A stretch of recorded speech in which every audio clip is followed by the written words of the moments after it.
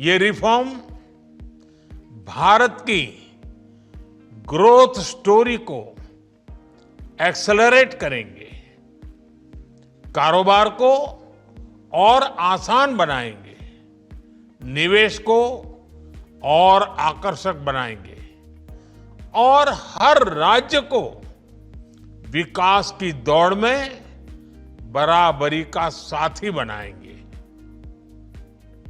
साथियों, जब साल 2017 में भारत ने जीएसटी रिफॉर्म की तरफ कदम बढ़ाया था, तो एक पुराना इतिहास बदलने की और एक नया इतिहास रचने की शुरुआत हुई थी।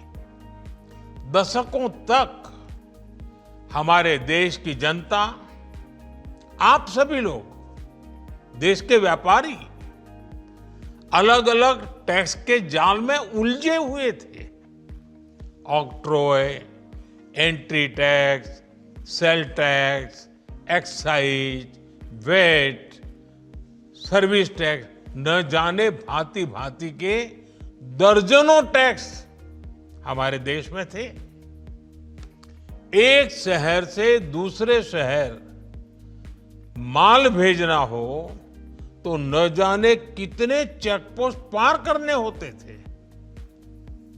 कितने ही फॉर्म भरने पड़ते थे, कितनी सारी रुकावटें थी। हर जगह टैक्स के अलग अलग नियम थे। मुझे याद है, जब 2014 में देश ने मुझे प्रधानमंत्री पद का दायित्व सौंपा था, तब उसी शुरुआत के दौर में एक विदेशी अखबार में एक दिलचस्प उदाहरण छपा था।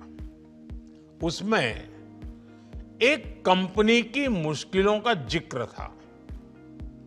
उस कंपनी ने कहा था कि अगर उसे बेंगलुरु से 570 किलोमीटर दूर हैदराबाद अपना सामान भेजना हो तो वो इतना कठिन था कि उन्होंने सोचा और उन्होंने कहा कि वो पसंद करती थी कंपनी कि पहले अपना सामान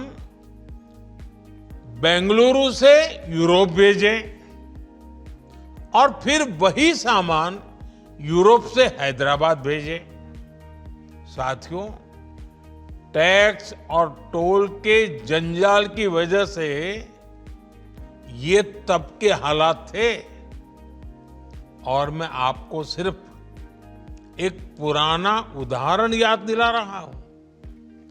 तब ऐसी लाखों कंपनियों को, लाखों करोड़ों देशवासियों को अलग अलग तरह के टैक्स के जाल की वजह से हर रोज परेशानी होती थी। सामान को एक शहर से दूसरे शहर पहुंचने के बीच जो खर्च बढ़ता था, वो भी गरीब को उठाना पड़ता था। आप जैसे ग्राहकों से वसूला जाता था।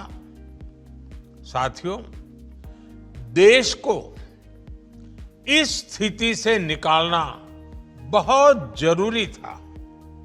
इसलिए जब आपने हमें 2014 में अवसर दिया तो हमने जनहित में, देश हित में जीएसटी को अपनी प्राथमिकता बनाया। हमने हर स्टेक होल्डर से चर्चा की। हमने हर राज्यों की हर शंका का निवारण किया, हर सवाल का समाधान खोजा। सभी राज्यों को, सबको साथ लेकर आजाद भारत का इतना बड़ा टैक्स रिफॉर्म संभव हो पाया।